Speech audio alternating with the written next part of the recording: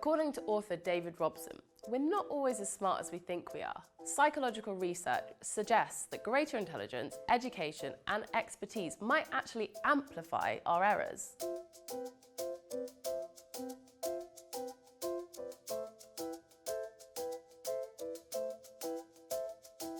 Consider this question. How many animals of each species did Moses take on the ark? The answer, of course, is 0. It was Noah, not Moses, who was supposed to have built the ark. But many intelligent people get this wrong. They are cognitive misers. They are capable of intelligent reasoning, but they don't apply that brainpower effectively, instead relying too much on their gut feelings. Cognitive miserliness can cause us to be swayed by irrelevant information and our own feelings. For example, leading us to poor financial decisions when buying a house. It can also explain why apparently intelligent people can fall for fake news if they rely too much on the gist rather than the details of a statement. Sometimes, thanks to the emotional pull of an argument, we think in a very one-sided manner. So Arthur Conan Doyle is the perfect example of motivated reasoning. Now, he was obviously an incredibly intelligent man. He was a doctor and also wrote all of the Sherlock Holmes books, where he really shows a very clear understanding of what logical deduction should be.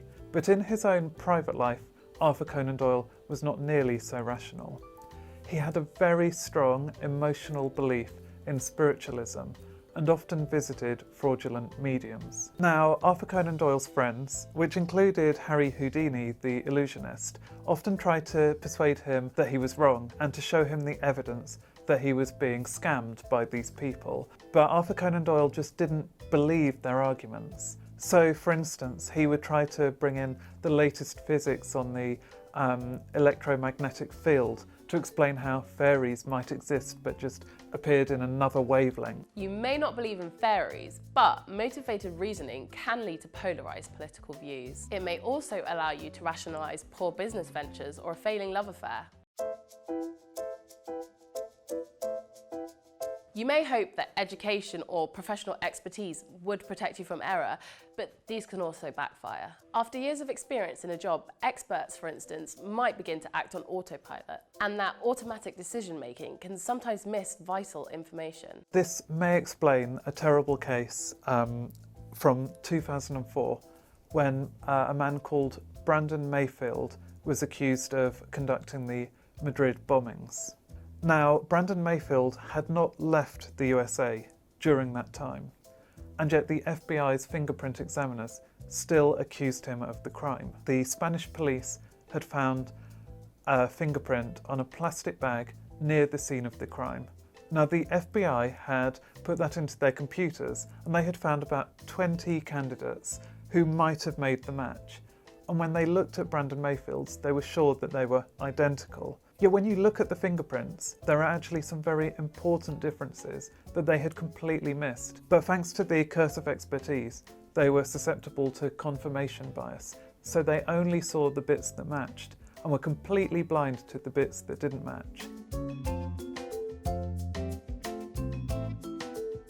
Sometimes smart people can act stupidly thanks to the people who are around us. A sense of conflict and competition within a group can actually reduce each team member's problem-solving skills and creativity. Even just 1 or 2 arrogant team members can completely ruin the group dynamic and reduce the performance of the whole team. One study found that people's individual IQ levels actually drop when they feel in competition with others.